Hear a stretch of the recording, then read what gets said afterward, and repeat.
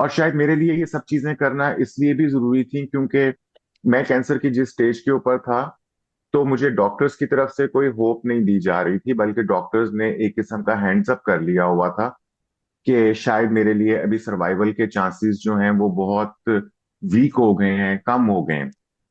तो फिर मेरा पूरा ध्यान जो है वो माइंड साइंसेस और स्पिरिचुअलिटी की तरफ था। और मैं चूंकि पढ़ता भी ये था, साइकोलॉजी, स्पिरिचुअलिटी, माइंड साइंसेस, ये मेरे पैशन के अंदर थे। तो मुझे लगता था कि मुझे अपने आप को खुद ही एम्पावर करना है। I learn about chakra system. तो मुझे अपने आप को डी स्ट्रेस करना, अपने चाक्रास को एम्पावर करना, मेडिटेशन, अफर्मेशन और विजुअलाइजेशन। इसके अलावा भी शायद कुछ और टेक्निक्स होंगी जो फौरी तौर पे भी मेरे जहन में नहीं है, लेकिन ये चीजें हैं, इन्होंने ही मुझे इतना कंज्यूम कर लिया था कि इन और इन्होंने मुझे बहुत हेल्प किया to overcome my cancer. He is a success mindset coach. He is a cancer survivor. And more than that, he is a champion. क्योंकि कैंसर से न सिर्फ उन्होंने मुकाबला किया बल्कि जीते, और फिर अब he is a success mindset trainer, a coach, and rightly so. He is Mr. Shuja Chaudhary. आज इस शो पे दूसरी बार इनकी मेहरबानी है कि इन्होंने वक्त निकाला है और ये मेहमान है, क्योंकि लास्ट टाइम जब ये हमारे मेहमान थे तो कुछ कमी रह गई सवालात के हवाले से। कुछ ऐसी बातें थी जो मैं मज़ीद इनसे डिस्कस करना चाहता था, लेकिन वक्त की कमी की वजह से बहुत सारी बातें ना हो सकें।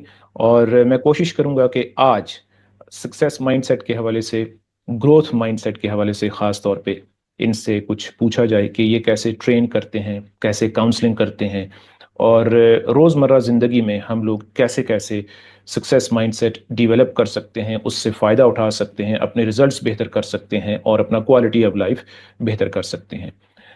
इंटरव्यू के दौरान मैं कोशिश करूंगा कि इनकी जो कैंसर के अगेंस्ट जो इनकी जर्नी थी, फिर जो सक्सेस, इतनी अजीम सक्सेस इनकी रही कैंसर के अगेंस्ट, उस हवाले से भी उस मौजू को भी कुछ टच किया जाए।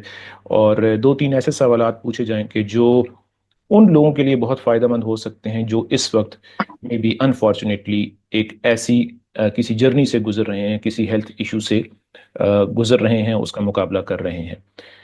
सबसे पहले शुजा चौधरी साहब, thank you very much, you are very kind. आज आप दोबारा तशरीफ लाए इस शो पे, हम आपको वेलकम करते हैं।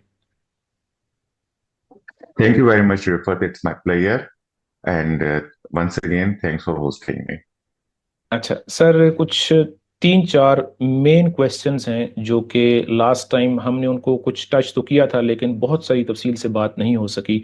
तो उनके हवाले से मैं चाहता हूं कि हम आज कुछ बात करें। फॉर एग्जांपल, ख़ास तौर पे सक्सेस माइंडसेट के हवाले से। ग्रोथ माइंडसेट हम सुनते हैं, लेकिन ये क्या है, इसका हमारी प्रैक्टिकल लाइफ के साथ क्या ताल्लुक है, इस हवाले से मैं चाहता हूं कि हम इस पॉइंट से हम आगाज़ करें। आगे चल के आपकी जो फेवरेट बुक्स हैं, टॉप 5 फेवरेट बुक्स, उनके हवाले से बात करेंगे। ग्रैटिट्यूड को कुछ मैं टच करना चाहता हूँ, आपसे सुनना चाहता हूँ कि इसको कैसे इम्प्लीमेंट किया जा सकता है, शुक्रगुजारी को।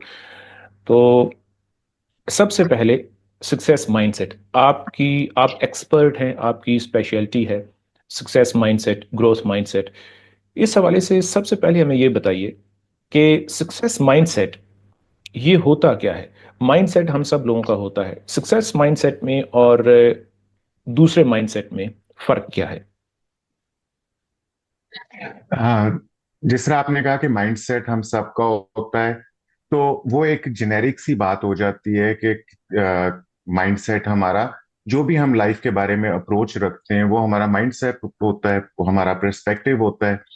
लेकिन नॉर्मल माइंडसेट और सक्सेस माइंडसेट के अंदर ये फर्क है कि जो सक्सेस माइंडसेट के लोग हैं, उनका मेन फोकस जो होता है वो सक्सेस की तरफ होता है, ग्रोथ की तरफ होता है। परसिस्टेंटली एक्शनेबल स्टेप्स हैं जिन्हें वो अपने जहन में रखते हैं। और इस तरीके से उनका माइंडसेट आम लोगों से डिफरेंट हो जाता है और वो ज्यादा बेटर लाइफ को अप्रोच करते हैं। और वो जो कुछ भी करते हैं वो उसके अंदर कंसिस्टेंट एफर्ट्स करते हैं। और वो अल्टीमेटली अपने ऑब्स्टिकल्स जो हैं उनको एक एक करके जेर करते जाते हैं। और what ever they do in life, तो उन्हें बाकी लोगों से ज्यादा बेटर रिजल्ट्स मिलते हैं। ओके, सक्सेस माइंडसेट का आगाज करने के लिए रोजमर्रा जिंदगी में एक क्लाइंट आपके पास आता है और आपसे पूछता है कि वो जो है सक्सेस माइंडसेट का आगाज कहाँ से करें, कैसे स्टार्ट ले? तो what is the best possible, the most ideal way of getting into that momentum, या उस हैबिट में जाने के लिए कि हम सक्सेस माइंडसेट को डेवलप कर सकें, कैसे आगाज किया जाए?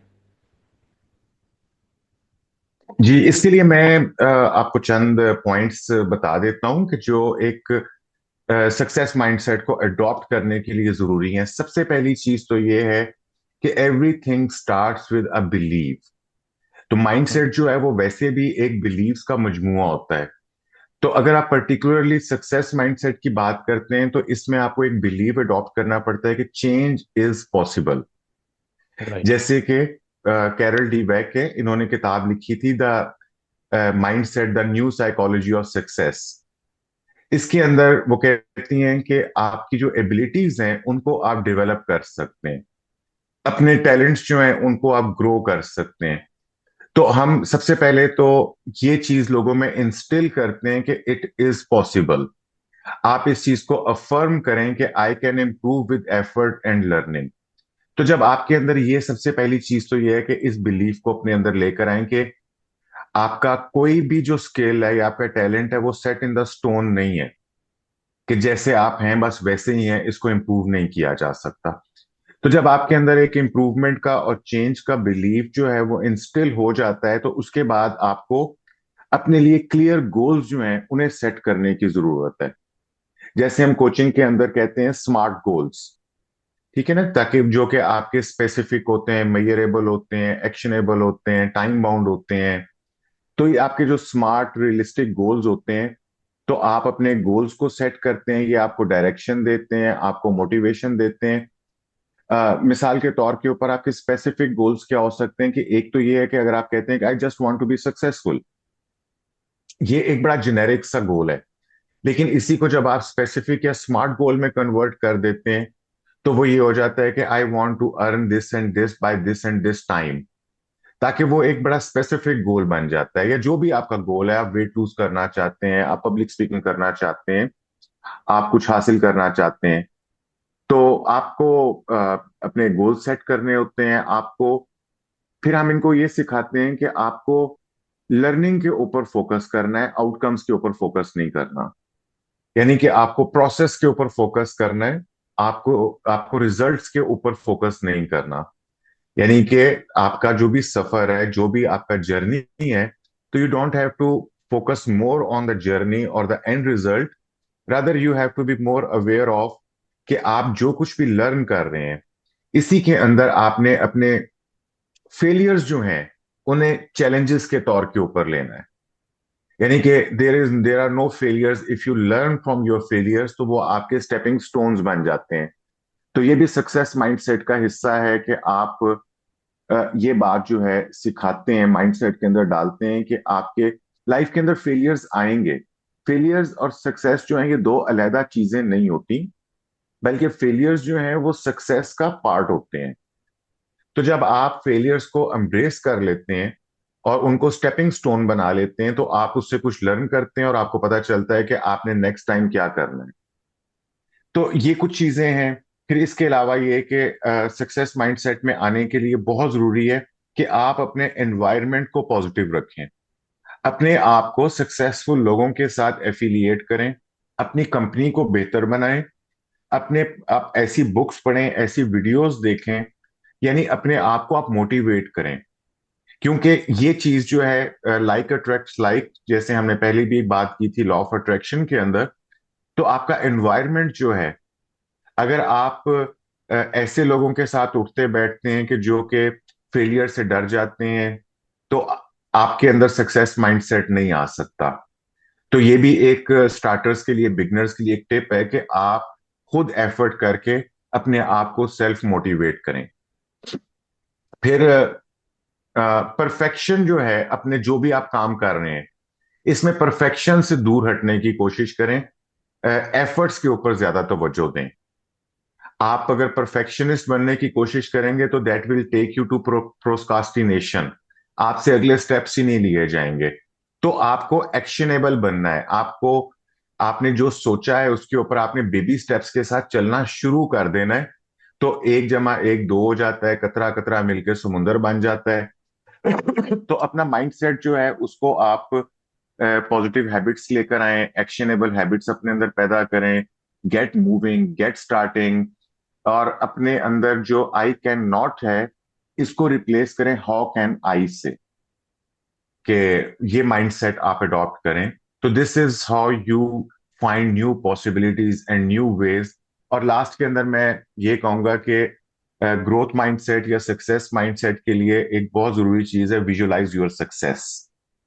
अपनी सक्सेस को विजुअलाइज जरूर करें कि हाउ इट विल बी, क्योंकि ये आपके लिए एक मशले राह बन जाती है और आपको मोटिवेशन देती है। तो ये वो सारी चीजें हैं जो मिलाकर सक्सेस माइंडसेट बनती है। और फॉर द बिगनर्स हमें ये सारी चीजें जो हैं इनको इनको देखना चाहिए, क्योंकि ये इसमें जितनी मैंने आपको बातें बताई हैं अभी, ये सारी की सारी जो हैं ये कहीं ना कहीं अपना रोल जरूर प्ले करती हैं। ओके, आपने विजुअलाइज़ेशन की बात की है, सक्सेस माइंडसेट ग्रो करने के लिए, जी। डेवलप करने के लिए और उसको स्ट्रॉन्ग करने के लिए। इसके साथ-साथ अफ़र्मेशंस के बारे में हमें कुछ बताइए कि सक्सेस माइंडसेट डेवलप करने के लिए अफ़र्मेशंस का कितना रोल आप समझते हैं? और उनको इफ़ेक्टिव अगर उनका रोल है, तो अफ़र्मेशंस को इफ़ेक्टिव बनाने के लिए क्या टेक्नीक या टूल हो सकता है? अफर्मेशंस एक बहुत पावरफुल टूल है आपको, आपकी सक्सेस के लिए, आपकी ट्रांसफॉर्मेशन के लिए। और अफर्मेशंस जो हैं वो आपके सबकॉन्शियस माइंड को रीप्रोग्राम करने में बहुत ज्यादा हेल्प करती हैं। और अगर हम देखते हैं तो हमारी सक्सेस के अंदर या हम कुछ भी हासिल करना चाह रहे होते हैं तो उसमें हमारे सबकॉन्शियस माइंड का बहुत ही ज्यादा बड़ा हिस्सा होता है।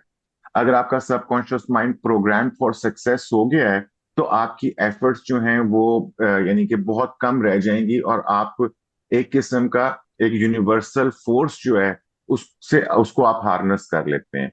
तो आपने पूछा है कि अफर्मेशंस को हम कैसे शामिल कर सकते हैं, इनको कैसे कैसे अडॉप्ट कर सकते हैं। तो उसके लिए पहले अफर्मेशंस जो हैं उनको हमें सीख लेना चाहिए कि अफर्मेशंस तैयार कैसे की जाती हैं।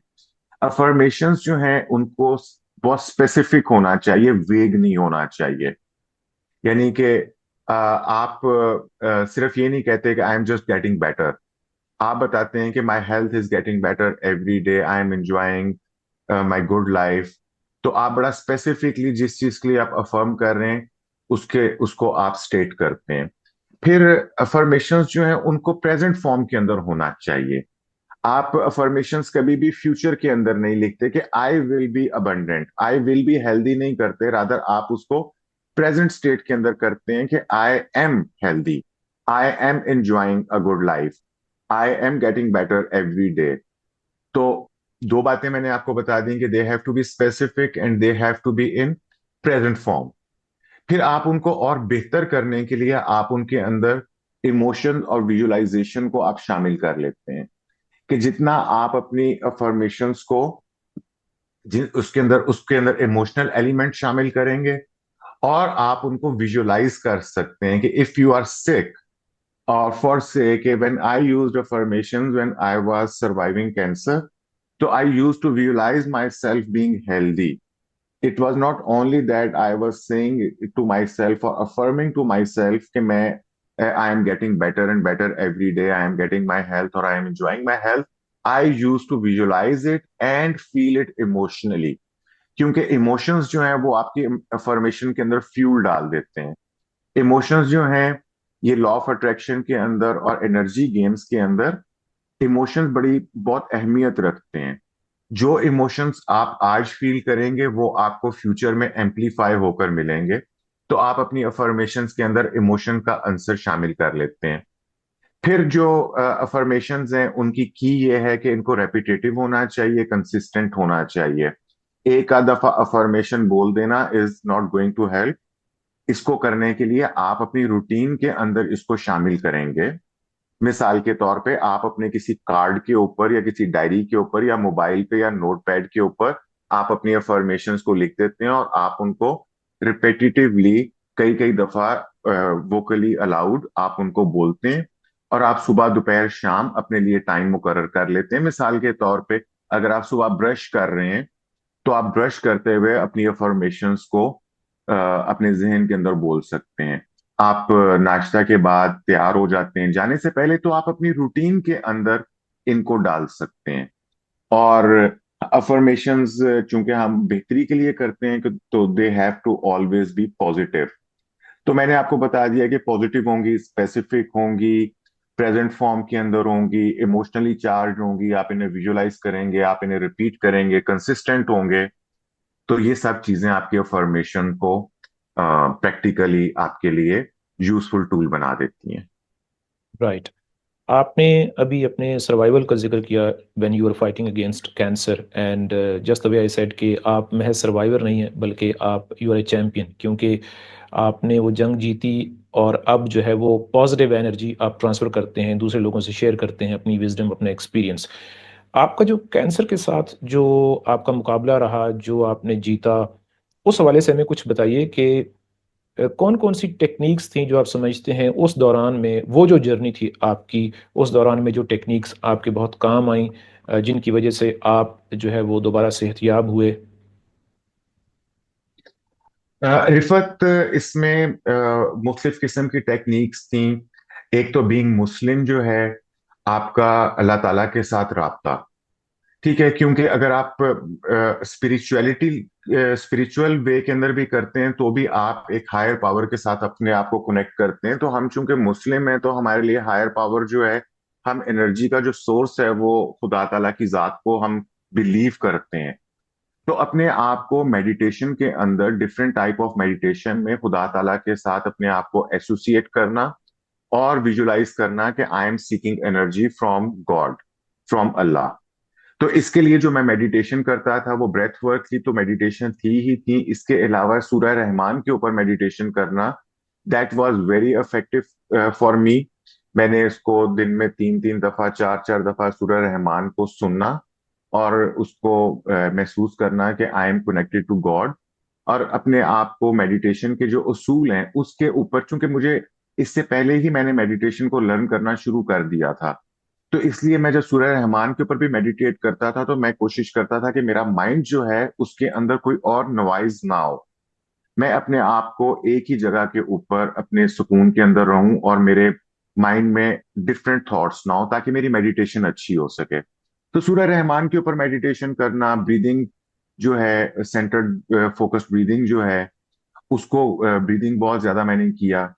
उससे मैं अपने आप को रिलैक्स करता था। इसके अलावा अफर्मेशंस मैंने बहुत रेगुलरली की।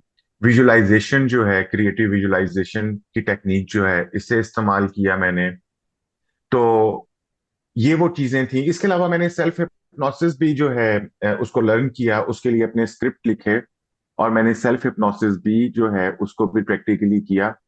और शायद मेरे लिए ये सब चीजें करना इसलिए भी जरूरी थी क्योंकि मैं कैंसर की जिस स्टेज के ऊपर था, तो मुझे डॉक्टर्स की तरफ से कोई होप नहीं दी जा रही थी, बल्कि डॉक्टर्स ने एक किस्म का हैंड्स अप कर लिया हुआ था कि शायद मेरे लिए अभी सर्वाइवल के चांसेस जो हैं वो बहुत वीक हो गए हैं, कम हो गए हैं। तो फिर मेरा पूरा ध्यान जो है वो माइंड साइंसेस और स्पिरिचुअलिटी की तरफ था। और मैं चूंकि पढ़ता भी ये था, साइकोलॉजी, स्पिरिचुअलिटी, माइंड साइंसेस, ये मेरे पैशन के अंदर थे। तो मुझे लगता था कि मुझे अपने आप को खुद ही एम्पावर करना है। I learn about chakra system. तो मुझे अपने आप को डी स्ट्रेस करना, अपने चाक्रास को एम्पावर करना, मेडिटेशन, अफर्मेशन और विजुअलाइजेशन। इसके अलावा भी शायद कुछ और टेक्निक्स होंगी जो फौरी तौर पे भी मेरे जहन में नहीं है, लेकिन ये चीजें हैं, इन्होंने ही मुझे इतना कंज्यूम कर लिया था कि इन और इन्होंने मुझे बहुत हेल्प किया to overcome my cancer. Right. आपने सेल्फ हिप्नोसिस का जिक्र किया, अ, जी उसके बारे में हमें कुछ बताइए कि उसको कैसे यूज़ किया जा सकता है, एक बीमारी के अगेंस्ट, या वैसे हम रोज़मर्रा ज़िंदगी में कोई सक्सेस हम हासिल करना चाहते हैं, डिज़ायर्ड रिजल्ट्स हासिल करना चाहते हैं, दोनों सूरतों में हम सेल्फ हिप्नोसिस को कैसे यूज़ कर सकते हैं? सेल्फ हिप्नोसिस होता क्या है? जी, जिस तरह मैंने अभी आपको पहले बताया कि हमें अपना सबकॉन्शियस जो है उससे सक्सेस के लिए या हेल्थ के लिए या जो भी पॉजिटिविटी है उसके लिए हमें प्रोग्राम करना होता है। हमारी ओके। लाइफ के अंदर जितने रिजल्ट्स आ रहे होते हैं वो हमारे सबकॉन्शियस की प्रोग्रामिंग की वजह से आ रहे होते हैं। अगर आपके सबकॉन्शियस के अंदर ये बिलीव है कि you are not good enough, और you are not healthy enough, और you are not capable enough, और कोई भी जिसको हम लिमिटिंग बिलीव्स कहते हैं, तो वो आपको कभी भी आगे नहीं बढ़ने देते। तो जब हमने आगे चलना होता है, या मेरे क्लाइंट्स हैं, मैंने उनको आगे लेके चलना होता है, तो सबसे पहले मुझे इस चीज के मैकेनिक्स का आइडिया है कि हमें सबकॉन्शियस को पॉजिटिविटी की तरफ और सक्सेस के लिए रिप्रोग्राम करना है। तो self hypnosis is one of the tool, जैसा अफर्मेशंस हैं, ये भी आपको आपके सबकॉन्शियस को रिप्रोग्राम करने के लिए है। तो इसी तरह सेल्फ हिप्नोसिस भी आपके सबकॉन्शियस को रिप्रोग्राम करता है। तो सेल्फ हिप्नोसिस के लिए जरूरी है कि जैसा मेडिटेशन के अंदर आप कोशिश करते हैं कि आप डिस्ट्रैक्शन फ्री हो जाएं, तो आप अपने आप को डिस्ट्रैक्शन फ्री करते हैं और आप एक स्क्रिप्ट लिखते हैं। हिप्नोसिस, जो नॉर्मल हिप्नोसिस होता है ना, वो एक शख्स जो है वो दूसरे शख्स के लिए वो स्क्रिप्ट बोलता है। तो जब आपने सेल्फ हिप्नोसिस करना होता है, तो आप अपने लिए ही वो स्क्रिप्ट तैयार करते हैं और आप उसको रिकॉर्ड करके तो उसको अपने लिए प्ले करते हैं। तो मैंने भी इसी तरह ही किया कि सेल्फ हिप्नोसिस के हेल्थ के स्क्रिप्ट्स जो हैं उनको लिखा। वो स्क्रिप्ट लिखना जो है, उसकी एक टेक्निकलिटी होती है कि पहले आप रिलैक्सेशन फेज के अंदर लेके जाते हैं। उसमें फर्स्ट ब्लाइंड होता है, सेकंड ब्लाइंड होता है। उसके उससे ये होता है कि आपका कॉन्शियस माइंड जो है वो अनअवेयर हो जाता है, और आपका सबकॉन्शियस माइंड जो है वो ओपन टू रीप्रोग्रामिंग हो जाता है। तो आप उसको इंटरनेट के ऊपर अगर देखें कि सेल्फ हिप्नोसिस के स्क्रिप्ट्स को कैसे लिखा जाता है, तो पहले इंडक्शन फेज आता है, फिर अगले फेजेस आते हैं। तो उस तरीके से आप अपना स्क्रिप्ट लिखते हैं, और आपने करना कुछ भी नहीं होता, आपकी अपनी जबान में होता है, रिकॉर्डेड फॉर्म में होता है। तो आप आइज बंद करके, तो you start listening to that, और जैसे जैसे वो स्क्रिप्ट चलता रहता है, आप वैसे वैसे विजुलाइज करते रहते हैं। तो इससे सेल्फ हिप्नोसिस या हिप्नोसिस जो है, ये भी सबकॉन्शियस माइंड को रिप्रोग्राम करने का एक इफेक्टिव तरीका है। तो हेल्थ के लिए, सक्सेस के लिए, या रिलेशनशिप्स को बेहतर करने के लिए इसे इस्तेमाल किया जा सकता है। और इसका सेल्फ हिप्नोसिस का ज़्यादा प्रॉपर टाइम, आप मुनासिब वक्त कौन सा समझते हैं? हम रात को सोने से पहले इसको प्ले करें, या कोई ख़ास वक्त है दिन का, या किसी भी वक्त इसको यूज़ किया जा सकता है सेल्फ हिप्नोसिस को? वैसे तो ऐसा कुछ नहीं है कि इसका कोई खास वक़्त हो, लेकिन डेफिनेटली कुछ औकात ऐसे हैं जो ज्यादा फैसिलिटेट करते हैं। और वो औकात वो होते हैं जब आपका मेंटल नॉइज जो है वो कम से कम होता है। और वो मेंटल नॉइज जो है आपको नेचुरली, दो टाइम जो है वो तो कंफर्म है, जो सुबह उठने के बाद और रात को सोने से पहले, ये वो टाइम है जिनके अंदर आपका मेंटल नॉइज सबसे कम होता है। तो ये प्रेफर्ड टाइम है। इसके अलावा दोपहर का टाइम होता है, अगर आपका कुछ रूटीन्स इस किस्म की हैं कि जहां आप दोपहर को ब्रेक लेते हैं, तो उस वक्त भी बॉडी जो है वो ड्रीम लाइक स्टेट के अंदर आराम से जा सकती है।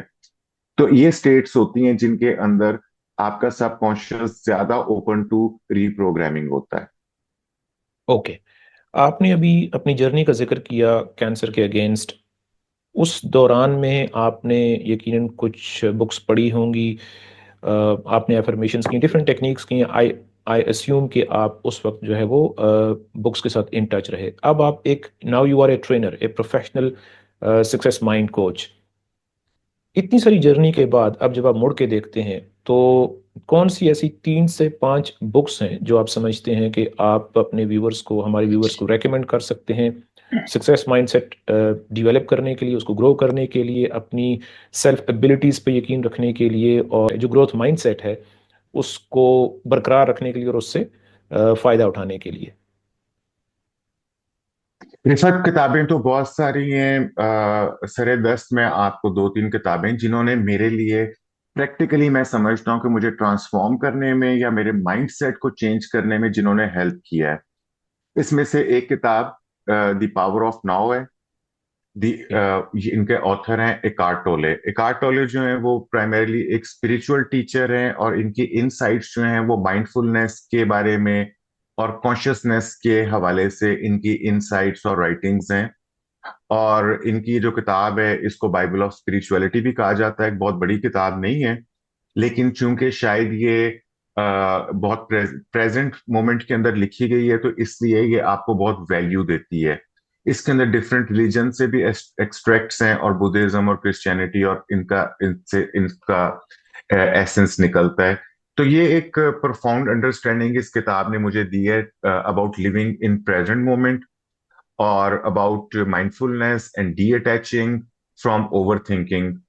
तो ये एक किताब मैं रिकमेंड करता हूँ। फिर एक और किताब जिसने मुझे पर्सनल डेवलपमेंट के अंदर हेल्प किया और सक्सेस माइंडसेट को अचीव करने में, वो नेपोलियन हिल की किताब है थिंक एंड ग्रो रिच। तो ये किताब जो है बाय टाइटल तो थिंक एंड ग्रो रिच है, but it is not all about wealth making या फाइनेंशियल एस्पेक्ट भी है इसके अंदर, लेकिन more more of it is about personal success and personal development. ये किताब हमें बताती है importance of setting clear goals and believing in your self. तो इसके भी जो लेसन्स हैं वो मेरे साथ रेजोनेट करते हैं और इन्होंने मुझे डीपली इम्पैक्ट किया। फिर पहले तो नहीं लेकिन लेटर स्टेज के ऊपर मैंने एक किताब पढ़ी थी, द हैप्पीनेस एडवांटेज। इसका ऑथर है शॉन एकार। तो ये भी एक गेम चेंजर बुक है। राइट। हैप्पीनेस एडवांटेज जो है ये बेसिकली शॉन जो है ये हार्वर्ड के पढ़े हुए हैं और he is a researcher in positive psychology. तो इनकी भी जो ये किताब है द हैप्पीनेस एडवांटेज, ये आपको रिजल्ट ओरिएंटेड सक्सेस और हैप्पीनेस के बारे में आपको बताती है और ये आपको एक प्रैक्टिकल अप्रोच बताती है टूवर्ड्स पॉजिटिविटी। तो एक ये किताब जो है दैट इज वेरी इंपॉर्टेंट, अच्छी किताब है पढ़ने के लिए और बहुत मुश्किल नहीं है। इसके अलावा हाँ, एक और किताब, जब हम माइंडसेट की बात करते हैं तो we can not forget about the book the mindset, the new psychology of success. और ये इनकी ऑथर है कैरल डीवेक। तो this book is all about mindset और how mindset shape your success. और this is a wonderful book क्योंकि this tells us how how everyone have a mindset और कैसे जो है डिफरेंट माइंडसेट जो है वो कैसे काम करते हैं। तो मेरे लिए ग्रोथ माइंडसेट या सक्सेस माइंडसेट को अडॉप्ट करने में, इसको एम्ब्रेस करने में इस किताब ने बड़ा हेल्प किया है। और this tells us that how we can turn challenges into opportunities. अच्छा, ये हो गई 4 बुक्स। इनमें से एक बुक आपने जिक्र किया, द हैप्पीनेस एडवांटेज, यानी खुशी का फ़ायदा, खुश रहने से हमें क्या क्या फ़ायदा हो सकता है। इसी हवाले से एक जी। सवाल ये है कि जो क्लाइंट्स आपसे अगर ये गिला शिकवा करते हैं, आई डोंट नो, ये आप बेहतर बता सकते हैं, लेकिन जो मेरी सराउंडिंग्स में जो लोग हैं, फ्रेंड्स, कॉलीग्स या जो जानने वाले लोग होते हैं, जब हम उनसे ये जिक्र करते हैं कि ग्रैटिट्यूड या खुशी, ये बहुत बड़े फैक्टर्स हैं जो कि आपकी परफॉर्मेंस पे असर अंदाज हो सकते हैं, रिजल्ट्स पे असर अंदाज हो सकते हैं और अल्टीमेटली आपकी क्वालिटी ऑफ लाइफ पे असर अंदाज हो सकते हैं।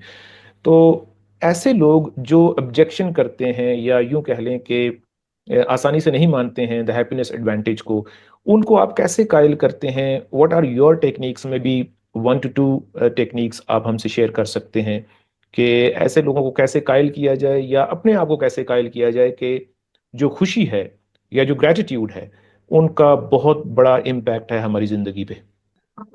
देखें, खुशी जो है ना, या हम इसको दूसरे लफ्जों में कहते हैं कि पॉजिटिव फीलिंग्स, ये बेसिक ह्यूमन डिजायर है, अल्टीमेट मोटिवेशन है किसी भी इंसान के कुछ भी करने के लिए। कोई इंसान तब तक एक कदम भी नहीं उठाता, एक एक नुक्ता भी नहीं लगाता, एक हरकत भी नहीं करता जब तक उसको ये उसके बैक ऑफ माइंड में ना हो कि मुझे ये एक्शन लेने से किसी ना किसी किस्म की पॉजिटिव फीलिंग्स मिलेंगी। तो अब ये तो हो गया कि बेसिक ह्यूमन डिजायर है कि इंसान खुशी के पीछे जाना चाहता है, लेकिन इसके बावजूद बहुत सारे लोग खुश नहीं रहते जिंदगी में। तो उसकी एक बहुत बड़ी वजह है कि वो जो खुशी है वो दो तरीके से आ रही होती है। या वो खुशी आपके अंदर से आ रही होती है, या वो खुशी आप बाहर से हासिल करने की कोशिश करते हैं। अगर आप खुशी को बाहर से हासिल करने की कोशिश करेंगे तो वो कहलाएगी प्लेयर्स। प्लेयर्स जो होते हैं वो आपकी 5 सेंसेस से मिलते हैं। यानी कि अगर आपने कुछ अच्छा खा लिया, अच्छा पी लिया, अच्छा पहन लिया, अच्छा देख लिया, अच्छा महसूस कर लिया, तो इससे आपको जो हैप्पीनेस की फीलिंग्स मिलती हैं, ये प्लेयर्स की फीलिंग है, ये शॉर्ट लिव्ड होती हैं, एडिक्टिव होती हैं। और इसके लिए आप दूसरों पे डिपेंडेंट होते हैं। दूसरी तरह की फीलिंग्स होती हैं जो आपके अपने अंदर से आती हैं, इनको हम जॉय कहते हैं। तो अल्टीमेटली हमें ये देखना होता है कि कोई भी इंसान जो है वो खुश होने के लिए कौन से जराए को इस्तेमाल कर रहा है। अगर वो प्लेयर बेस्ड है तो फिर तो इसका मतलब है कि वो डिपेंडेंट है। और अगर वो ये समझता है कि okay I have to do something for myself, मुझे खुद से अपने आप को खुश रखना है, तो पहले हम उसको इस बात पे कायल करते हैं कि then happiness comes from inside you. अब आपके इनसाइड के अंदर क्या है? इनसाइड के अंदर आपकी थॉट्स हैं, आपके बिलीव्स हैं और आपके इमोशंस हैं। इनको पॉजिटिव रखना है हमने। तो हम जब उनसे पूछते हैं और उनको कायल करते हैं कि आप अपनी थॉट्स को, बिलीव्स को, इमोशंस को कैसे पॉजिटिव रख सकते हैं, तो that is the game changer.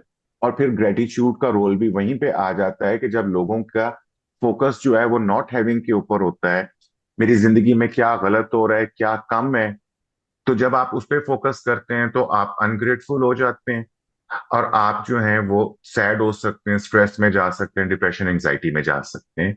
तो जब आप इस पर्सपेक्टिव को रिप्लेस करते हैं ग्रेटिट्यूड के साथ, तो आप पॉजिटिव हो जाते हैं, स्ट्रेस फ्री होते हैं। तो this is how you keep on talking and keep on telling them कि आपको अपनी थॉट्स को, क्या जिंदगी में कम है से लेके क्या जिंदगी में अवेलेबल है, क्या जिंदगी में गलत से लेकर क्या जिंदगी में ठीक है, क्या कमी से लेकर क्या है, वट आई कैन नॉट से वट आई कैन। तो जब आप ये पर्सपेक्टिव शिफ्ट करते जाते हैं तो ग्रेटिट्यूड का रोल भी आता है, पॉजिटिव थिंकिंग का रोल भी आ जाता है, लिमिटिंग बिलीव्स भी चेंज होते हैं, and then a person starts transforming from inside. तो इस तरह आप you can change the mindset of other person और या अपने आप का भी। राइट। वक्त बहुत तेज से जो है वो कम हुआ है, इस इंटरव्यू का पता नहीं चला, इतना सारा वक्त जो है वो गुजर गया है। और इससे पहले कि मैं आपसे आखिरी सवाल पूछूं, आपने जो है वो इंस्पायर्ड रहने के हवाले से, बल्कि उससे बढ़ के जो सुस्ती है, प्रोक्रेस्टिनेशन है, लेजीनेस है, अ, उससे जान छुड़ाने के लिए एक बहुत इंपॉर्टेंट टेक्निक का जिक्र किया है कुछ देर पहले। वो ये है कि हम्म। परफेक्शनिज्म को कुछ देर के लिए भुला दिया जाए और जस्ट गेट स्टार्टेड, और बेबी स्टेप्स लिए जाएं ताकि हम एक मोमेंटम में आ जाएं। इस हवाले से प्लीज थोड़ा सा और हमें बताइए कि परफेक्शनिज्म को कुछ देर के लिए इग्नोर करने के लिए, उससे बचने के लिए क्या क्या टेक्निक्स हो सकती हैं, ताकि हम जो है वो हैबिट्स डेवलप कर पाएं जो हमें हमारे डिजायर्ड रिजल्ट्स हासिल करने में मदद देती हैं। देखें, जिस तरह हमने ग्रोथ माइंडसेट की बात की है, तो हमें एक्शन ओवर परफेक्शन जो है, इस माइंडसेट को अडॉप्ट करना पड़ेगा। राइट। हमें रिजल्ट ओरिएंटेड होने के बजाय प्रोग्रेस ओरिएंटेड होना पड़ेगा। हमें अपना अपना माइंडसेट जो है उसको रीफ्रेम करना पड़ेगा कि we are more concern about the steps we are taking rather than the outcome और द रिजल्ट्स। तो जो क्वालिटी ऑफ स्टेप है, जो कुछ भी आप अभी कर रहे हैं उसकी क्वालिटी को बेहतर बनाने की कोशिश करेंगे तो एंड रिजल्ट ऑटोमेटिकली बेहतर हो जाएगा। बजाय इसके कि आप एंड रिजल्ट के बारे में सोचें और ओवरवेल्ड फील करें कि एंड रिजल्ट बहुत बड़ा है। अगर आपने 20 किलो वजन जो है वो लूज करना है और आज आप स्टार्ट करना चाह रहे हैं, तो शायद 20 केजी आपको बहुत ज्यादा लगे, और what ever is your goal, तो आप उसकी फिक्र ना करें, बल्कि जो स्टेप आप अभी ले रहे हैं उसकी क्वालिटी को बेहतर करने की कोशिश करें। कि अभी जो आप एक्सरसाइज कर रहे हैं उसको टू द फुलेस्ट करें। अभी जो आप अपनी डाइट के बारे में सोच रहे हैं, जो सेक्रीफाइस कर रहे हैं, जो एफर्ट्स कर रहे हैं, उसके बारे में सोचें। तो आप प्रोकास्टिनेशन से भी बच जाएंगे, आप बेबी स्टेप्स भी ले लेंगे, और फिर छोटे छोटे से स्टेप्स करते हुए आप अपने गोल तक भी पहुंच जाएंगे। Right, action over perfection. Okay, I keep that in mind, क्योंकि procrastination has been one of the greatest challenges for me. और ये जो आपने कहा कि एक्शन लें, बेबी स्टेप्स लें, आई एम श्योर कि this is going to help me at least, and it is going to help most of our viewers as well, I hope so. अच्छा, शुजा साहब, आपका बहुत शुक्रिया आपके टाइम का। लोग आपसे रब्ता करना चाहें तो कैसे कैसे आपसे कांटेक्ट किया जा सकता है? मेरी वेबसाइट है growthcodes.org। ओके। मेरा यूट्यूब चैनल है ग्रोथ कोड्स के नाम से। इसके अलावा मैं व्हाट्सएप के ऊपर अवेलेबल हूँ, यहाँ से भी मेरे जो हैं कॉन्टेक्ट्स मिल सकते हैं। और if you want me to say my mobile number, तो मैं अपना मोबाइल नंबर भी बता जी, सकता हूँ। जी ज़रूर। तो ये सारे तरीके हैं। जी, मेरा पर्सनल नंबर है 0345 422 3455। राइट, और फिर जो मैंने आपको वेबसाइट बताई है और अपने यूट्यूब चैनल है, फेसबुक है, तो वहां से भी मेरे कॉन्टेक्ट्स जो हैं वो मिल सकते हैं। Right. Before you leave, one last question, what is your routine these days? खास तौर पे मेडिटेशन के हवाले से मैं पूछना चाहता हूँ, क्या अब भी मेडिटेशन आपकी ज़िंदगी का एक परमानेंट हिस्सा है या नहीं? जी, मेडिटेशन बिल्कुल मेरा परमानेंट हिस्सा है, क्योंकि मुझे ऐसे लगता है कि आपकी ये मेरा एक एनर्जी है, मेरा टॉनिक है। तो मैं दो टाइम के ऊपर मेडिटेशन करता हूँ। एक, मैं जब सुबह उठता हूँ तो बिफोर लिविंग द बेड, तो मैं तकरीबन 10-12 मिनट जो है, 15 minute, I stay in the bed और आई, यानी कि I meditate and focus on my breath. तो एक मेडिटेशन मैं ये करता हूँ, और दूसरी दफा मैं मेडिटेशन करता हूँ, आई रेगुलरली गो ऑन वॉक। तो मैं अपनी वॉक का एक हिस्सा मुकम्मल करने के बाद I sit in the nature. तो वहां पे मैं दो तरह की मेडिटेशन करता हूँ। एक ब्रीदिंग मेडिटेशन करता हूँ मैं थोड़ी देर के लिए, और एक मैं माइंडफुलनेस करता हूँ, क्योंकि वो टाइम उस तरह का होता है जब चिड़ियों की आवाजें आ रही होती हैं, और जो पार्क का माहौल है वो इस किस्म का होता है। तो I focus on all these things. तो ये भी एक मेडिटेशन हो जाती है। तो ये दो मेडिटेशन जो है ये तो मेरी रेगुलरली है। और इसके अलावा मेडिटेशन सिर्फ ये नहीं है कि आप 5-10 मिनट ही निकालें। आप किसी भी वक्त, अगर आपके पास 1-2 मिनट है, you are in the waiting phase, कहीं पे भी आप हैं, तो आप अपनी ब्रीदिंग के ऊपर फोकस करना शुरू करें, गो इनसाइड। तो वो भी आपकी शॉर्ट मेडिटेशन हो जाती है। तो I keep on incorporating that as well. Right, excellent. वैसे तो आपने बहुत सारी काम की बातें हमें बताई हैं, लेकिन उनमें से one of the most important things for me is के action over perfection, and I keep that in mind. और बेबी स्टेप्स और परफेक्शन जो है वो साथ साथ आ जाएगी। शुजा साहब, आपका बहुत शुक्रिया आपके वक्त का, आपने अपने थॉट्स हमसे शेयर किए। Thank you very much. Thank you, Rifat. Thank you once again. And it was a really wonderful time being your guest. Thank you sir.